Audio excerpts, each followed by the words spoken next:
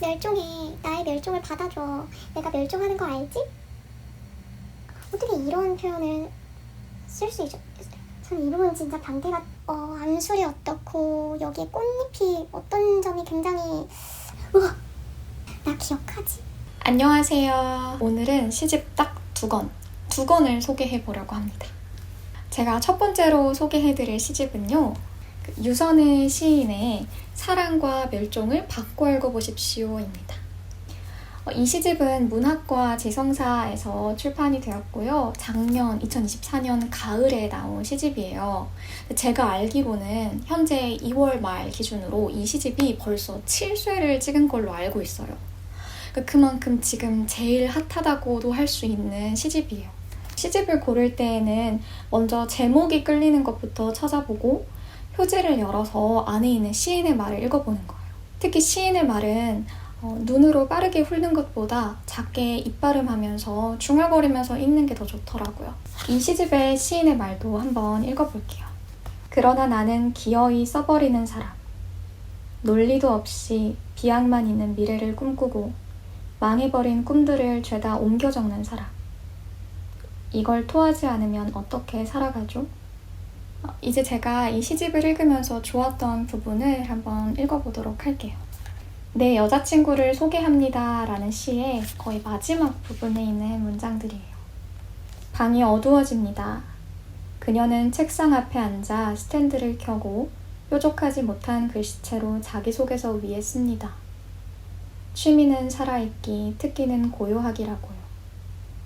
우리가 취미라고 하면은 이걸 취미로 할지 안 할지 취미를 하는 우리의 선택에 따라 달려있는 거잖아요. 이 취미라는 걸 선택할 수도 있고 아니면 버릴 수도 있죠. 근데 취미는 살아있기라고 했잖아요. 이 시적 화자가.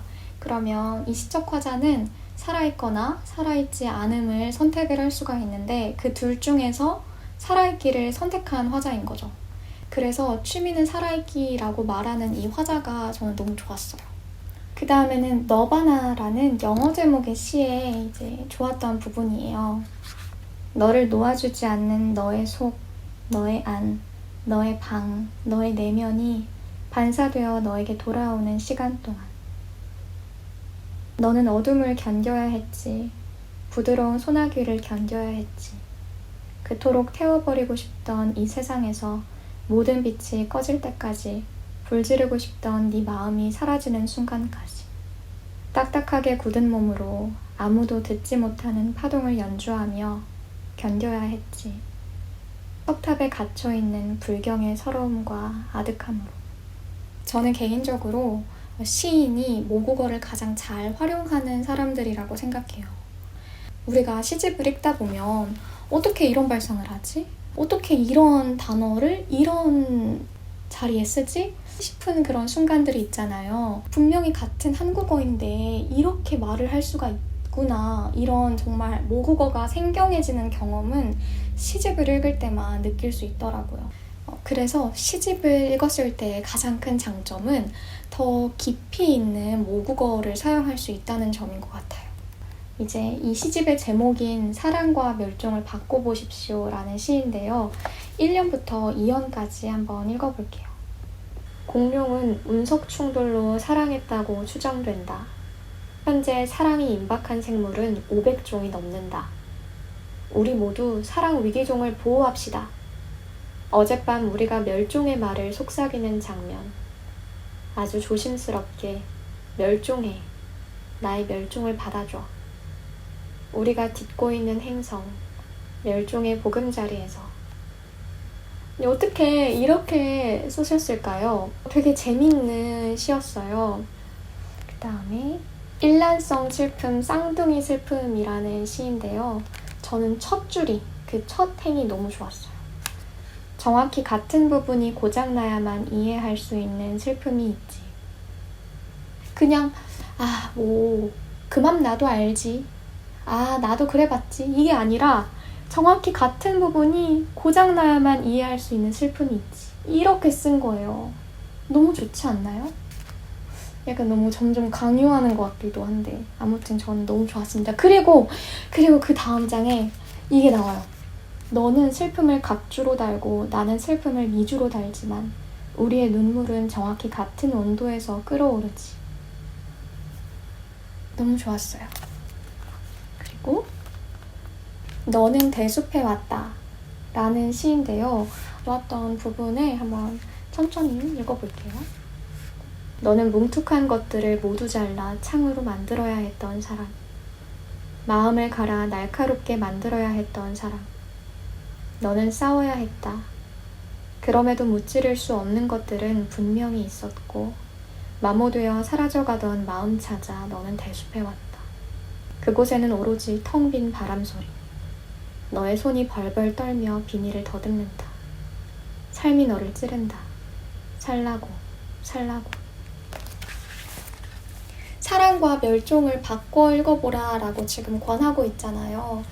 저는 이 시집을 쓴 시인이 사랑과 멸종을 바꿔 읽는 사람이구나 라고 생각을 했어요. 사랑과 멸종은 사실 굉장히 거리가 먼 단어이잖아요. 그런데 이 둘을 바꿔 읽을 수 있는 그런 능청스러움과 또 희망을 잃지 않는 그런 면모가 이 시인에게는 있구나 그런 생각이 들더라고요. 그래서 굉장히 재미있게 잘 읽었어요. 인덱스도 많이 붙였죠. 그 다음에 제가 두 번째로 소개해드릴 시집은 유수연 시인의 사랑하고 선량하게 잦아드네입니다. 이 시집의 시인의 말도 굉장히 좋았어요. 한번 읽어볼게요. 시는 어렵고 이해할 수 없다는 너에게 꽃을 이해하려고 하니 되물었지. 그런데도 나는 시집을 펼쳐놓고 오래 설명해 주었어. 네 얼굴의 홍조를 사랑으로 이해하고 싶었으니까. 마침내 피고 지는 게 행복이라는 걸 알지만 무엇이 우리에게서 피고 졌는지는 굳이 설명하지 않을게. 그때 떨군 것을 함께 주우러 갈 수는 없으니까. 아직도 나는 사랑을 모르고 착하지도 않아. 너무 좋죠. 마지막 문장도 너무 좋고. 이 시집은 문학동네에서 작년 가을에 나왔어요. 그래서 오늘 소개해드린 두 시집이 굉장히 비슷한 시기에 이제 출간이 되었는데 이 시집은 2월 말 기준으로 4쇄를 찍은 시집입니다. 다시 시인의 말로 돌아와서 이야기를 해보자면 저는 이 시인의 말의 첫 줄이 참 좋았어요. 우리가 시를 이해하려고 하잖아요. 그래서 대체 무슨 말인지 모르겠어. 너무 어려워. 이렇게 생각하는데 시를 읽는 행위는 어쩌면 꽃을 바라보는 행위와 매우 흡사하다는 거죠. 이 시집이 지금 총 3부로 이루어져 있는데 1부에 진짜 슬픔이라는 시어가 12번 등장해요. 근데 제가 세봤거든요, 직접. 보이시려나? 슬픔 몇 이런 거 적고 여기도 막 사랑 6 마음 1 막 이런 거 적고 막 이랬단 말이에요. 세봤는데 1부에만 슬픔이 12번 등장해요. 그런데 이 1부에 슬픔보다 더 많이 등장한 시어가 있더라고요. 그게 이제 사랑이랑 마음이었는데요. 사랑은 39번 등장했고요. 마음은 13번 등장했어요. 이 1부는 슬픔이라는 정서를 가졌지만 내가 슬픔에도 불구하고 지속할 수밖에 없는 어떤 마음과 사랑에 대해서 좀 얘기를 하려고 하는구나. 저는 이렇게 이해를 했어요. 첫 번째 시가 정중하게 외롭게 라는 시인데요. 제일 좋았던 문장이 산다는 게 슬픔을 갱신하는 일 같을 때. 그 다음에 우리의 허무는 능금이라는 시인데요. 그때 뭐라 말하고 너는 하기 힘들다 했다. 살아가는 게, 사랑하는 게 답은 같아도 재차 물을 수밖에 없었다. 이 부분도 참 좋았습니다. 살아가는 게 힘들어? 사랑하는 게 힘들어? 답은 다 힘들어 라고 할 수밖에 없죠. 답이 똑같은데도 재차 물을 수밖에 없었다라는 부분도 참 좋았고요. 그 다음에 행복의 태도라는 시에 있는 문장인데요. 기억하는 일도 근육이 필요해서 슬픈 기억은 오래 붙잡고 있기 힘들었다. 그리고 차고 없는 불행이라는 시인데요. 이 시에 있는 마지막 두 행도 읽어드릴게요. 그때 이겨내지 못했던 시련이 이름을 바꿔 다시 찾아오고 있다. 나 기억하지? 이럴 때 있지 않나요? 내가 예전에 피했던 일인데 계속 비슷한 상황이 그 이후에도 찾아오면서 나를 시험할 때. 뒤이어서 행복의 함정이라는 시가 있는데요. 봉지에 들어가면 쓰레기가 된다. 사방에 넣지 않은 내가 많다. 그 다음에 행복 1이라는 시가 있는데, 이런 기도를 한 적 있다. 너무 외로우니 세상이 사라지면 좋겠습니다. 이루어지지 않고 너무 외로운 사람끼리 같이 기도하게 됐다. 어둠에게 필요한 건 빛이 아니라 같은 어둠일 수 있다. 커튼을 쳐야 잠에 드는 버릇처럼. 그러니까 이 시의 화자가 너무 외로워서 기도를 한 거죠. 너무 외로워서 세상에서 사라졌으면 좋겠습니다. 했는데 기도의 내용은 이루어지지 않고 너무 외로운 사람끼리 같이 기도하게 된 거예요. 이 시인이 생각하는 사랑이란 무엇인지를 보여주는 시라고 생각했어요. 그리고 서른이라는 시에 삶을 밀려 쓴 것 같다. 답지가 아닌 타인을 계속 들춰보고 싶다.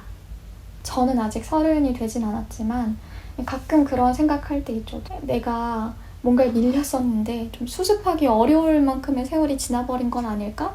그런 생각을 할 때가 있는데 이 부분이 참 좋았고, 이렇게 좋았던 문장들을 다 읽어보았고요. 읽어보니까 제가 오늘 소개해드리는 2권의 시집이 좀 비슷한 맥락의 시집이더라고요. 그러니까 이 시집도 슬픔을 사랑으로 또 살아가는 것으로 치원할 수 있는 그런 화자들이 등장을 하고, 또 시인 또한 그런 화자들을 통해 시인의 어떤 의도를 전달한 것이라고 보이고요. 이런 점이 저는 이 두 시집에 공통적인 어떤 흐름이 있다고 느꼈어요. 그래서 의도한 건 아니지만 어쩌다 보니 시인이 하고자 하는 이야기의 결이 비슷한 시집을 비슷한 시기에 읽어서 굉장히 재밌게 읽었습니다. 오늘은 제가 최근에 읽은 시집 2권을 소개해드렸는데요.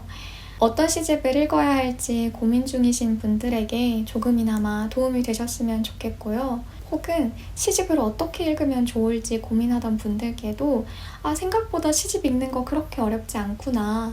그냥 마음에 드는 문장, 마음에 와닿는 문장 발견하기만 해도 재밌게 잘 읽은 거구나. 이렇게 생각하실 수 있었으면 좋겠어요.